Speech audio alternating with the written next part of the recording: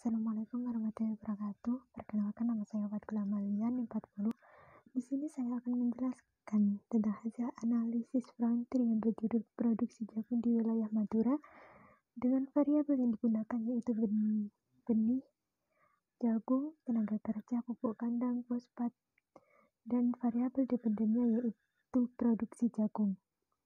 Data yang terkumpul yaitu sebanyak 120 responden dengan menggunakan analisis produksi frontier. Berikut merupakan data yang telah saya ubah menggunakan Excel yang diubah ke dalam bentuk LAN, kemudian diolah menggunakan software frontier. Berdasarkan hasil uji, diperoleh hipotesa yaitu H0, 8 tidak terdapat kasus inefisiensi, H1, 8 terdapat kasus inefisiensi. Berdasarkan hasil uji LR diketahui nilai LR sebesar 6,94 lebih besar dari kode PAL yang digunakan yaitu 0,05% sebesar 5,13, artinya di 8 terdapat kasus inefisiensi.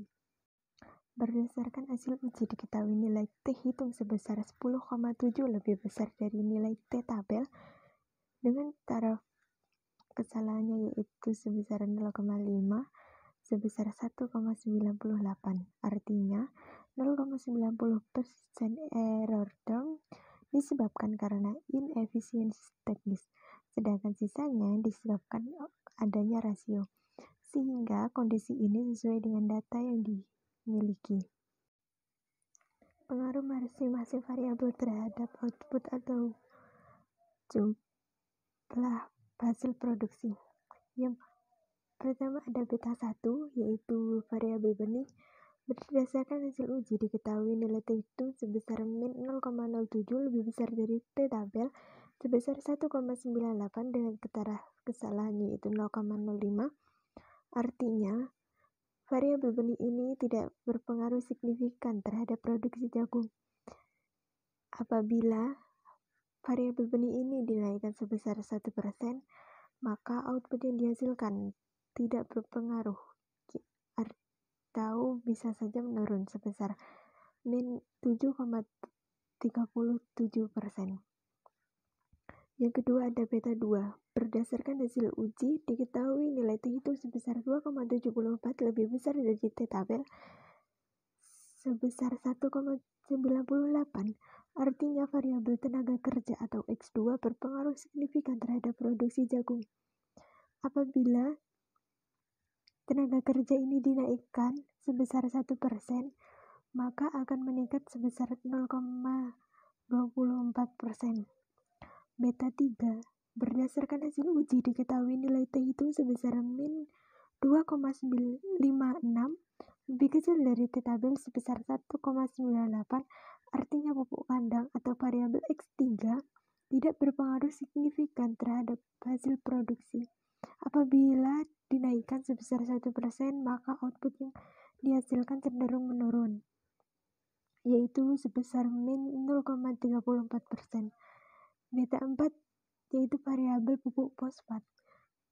Berdasarkan hasil uji diketahui nilai T hitung sebesar 3,72 lebih besar dari T tabel sebesar 1,98, artinya pupuk fosfat ini berpengaruh signifikan terhadap produksi jagung.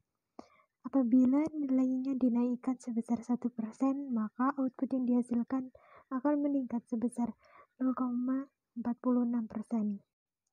Selanjutnya yaitu menghitung efisiensi teknis.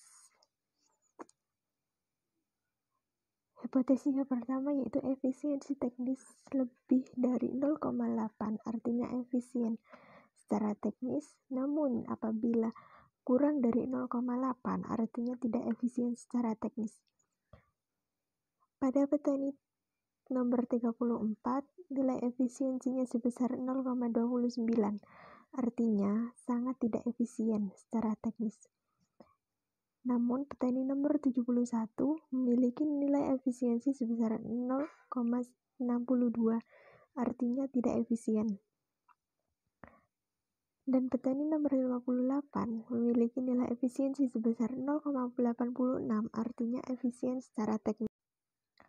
Rata-rata efisiensi teknis petani di lokasi sebesar 0,63, artinya petani di Madura belum memproduksi jagung secara efisien.